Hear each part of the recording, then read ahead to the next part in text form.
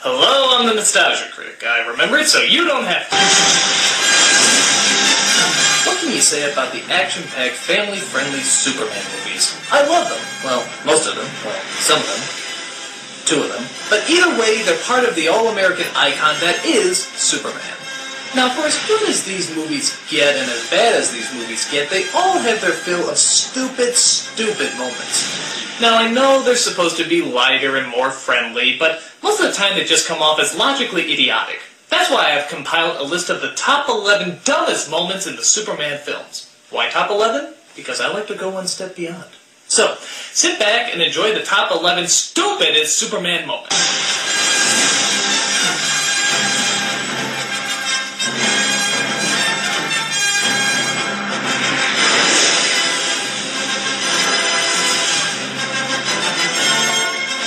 Number 11.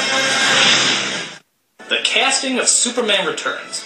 Now, I don't mean cast members like Kevin Spacey and Frank Langella. They did okay. What I'm mainly referring to is Brandon Routh as Superman and Kate Bosworth as Lois Lane.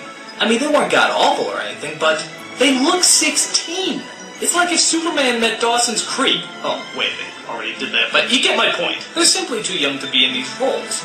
When I saw the first Superman movie, I didn't see actors. I saw friggin' Superman and Lois Lane. When I saw this new movie, I saw kids dressing up for Halloween. Where'd the real actors go? Sounds cheesy, I know. On top of that, they were pretty bland. I mean, both of them are supposed to be strong-willed, clever, and spunky characters. But here, it was like watching first graders holding hands at a school play. You didn't really buy it. It's a little alien. I guess the reasoning behind this casting was, despite his age, Brandon Routh did look an awful lot like Christopher Reeve. Well, if that's the reasoning, why didn't you hire this kid then? I don't know. Like I said, these two aren't horrible, they're just miscast. And when your protagonists look like people you'd ask to the prom rather than all-American heroes, something is definitely wrong. Personally, I think that's a load of Number 10. The dumb kid at Niagara Falls from Superman 2. Yeah, you remember this little moron? I mean, I know you gotta put people in perilous situations, but how dumb is this kid? And where the is his mother? Hey, Mom, look! Uh-huh. Yeah, honey, that's nice. Just don't fall off into the waterfall, okay, honey? I lost 5 of your brothers that way. I know kids do stupid things, but this is pretty hard to swallow. I mean, does the idiot have a death wish? My guess is he's probably friends with that girl who plays hopscotch off a cliff on that Korn album. That came totally out of nowhere! Remember me as a foolish clod!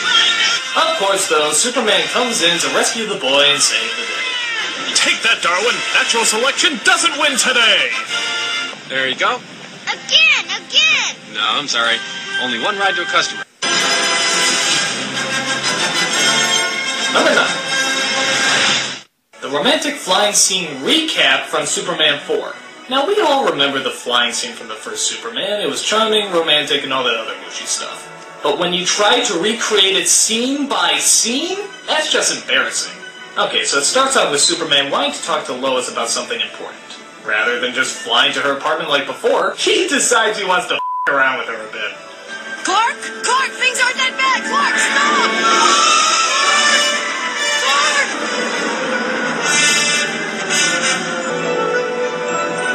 Superman. I thought the threat of imminent death would be good for a laugh. Seriously, though, I am a human god. So they decided to go flying around for some reason, as Lois has no questions about her co-worker of 20 years being the man of friggin' steel. She just kind of accepts it like she found an extra 20 in her pocket. Now, this scene, in all honesty, wouldn't be quite so bad if they didn't rip off every single moment from the first one. Gee, is he gonna fly through the city side by side with her like the first one? You bet.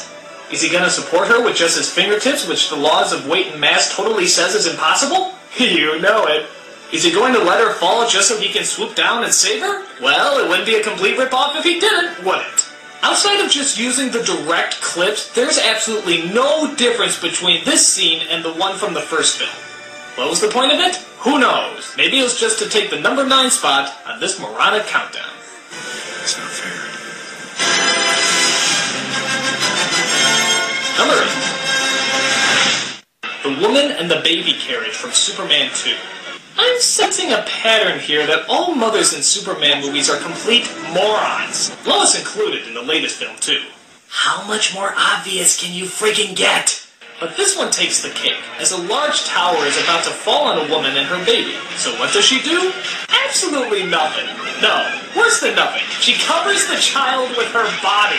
Yeah, that'll save you brainless bimbo! They're called legs! You move them back and forth to create a running motion. Look at this. At the rate the tower is falling, the way she's standing there crying, she could have run to Florida and back by now.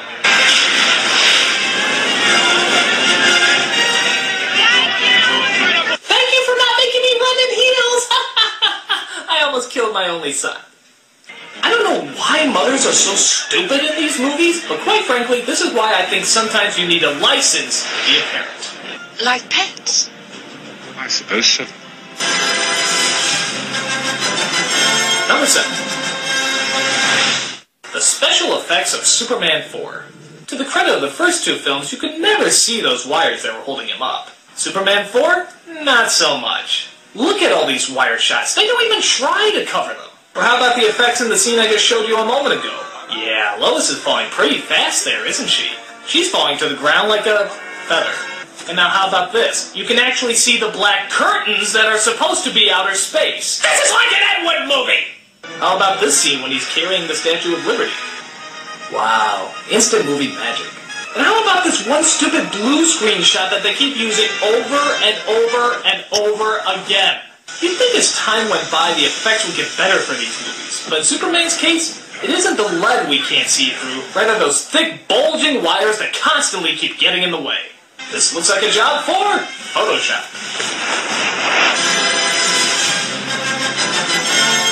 Number 6.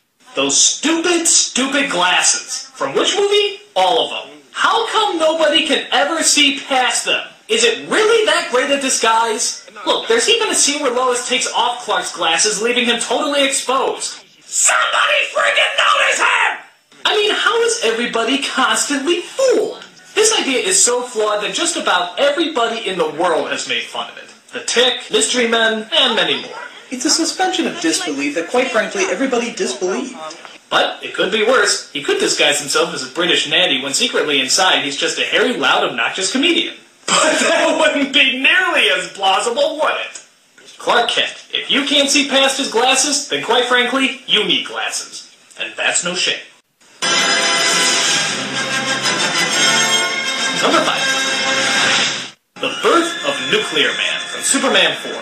Now, the first thing I thought when I heard Nuclear Man was that weird Captain Planet spin-off, Captain Pollution.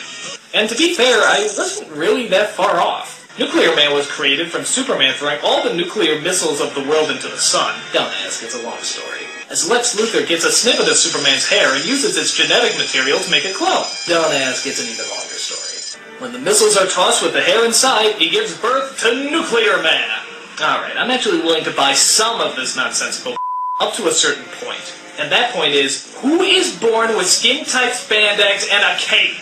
What chapter of DNA genetic structure says that's possible?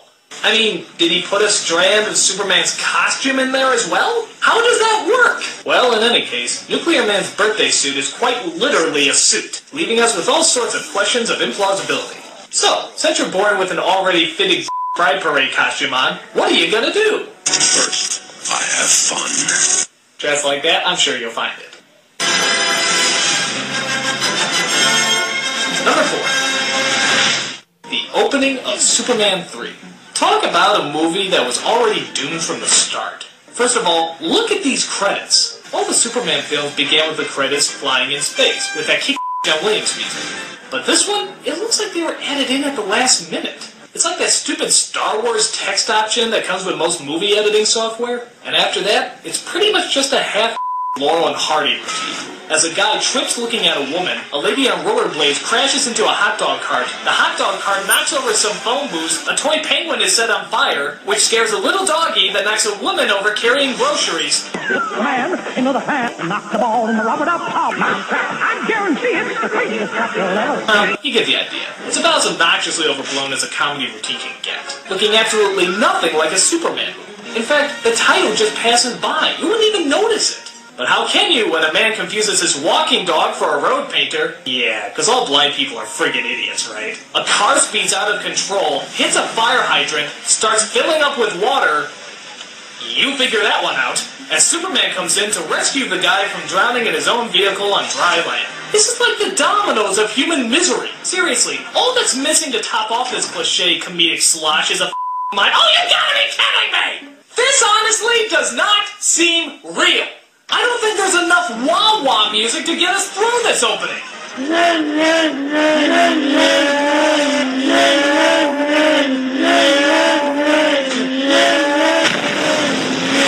you blew up the wah-wah machine! One gigantic comedic moment after another. The only thing missing, the humor. Say thank you. Number 3. The mind-scrambling kiss from Superman 2. This happens after Lois finds out Superman's secret identity.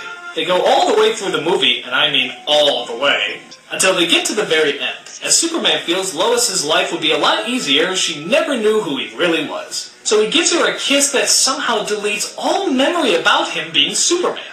What's happening in the world? How the does that work? Is there a mind-altering breath mint he slips her, or does his tongue just work his way into her brain and take out the parts he doesn't like? For that matter, why doesn't he use this power more often? I mean, it'd be weird, but he could technically use that kiss to give all the supervillains amnesia. He'd fly up to Lex Luthor and he'd be like, Superman, allow me to explain my evil plot. Who the am I? I mean, okay, it'd be gross, but imagine how many lives you could save.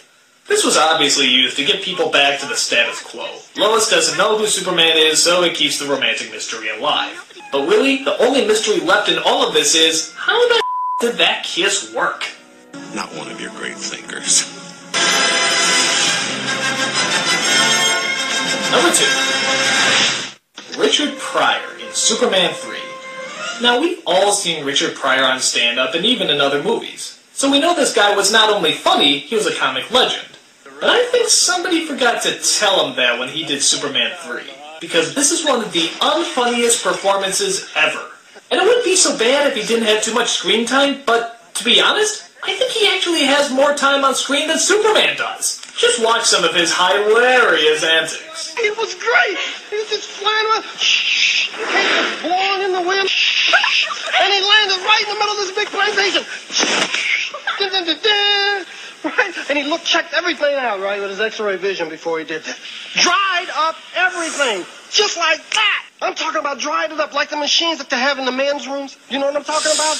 The hot air comes out and you put your hands under there and you dry them out. Sometimes they don't work, right? Mr. Ross, it was the big.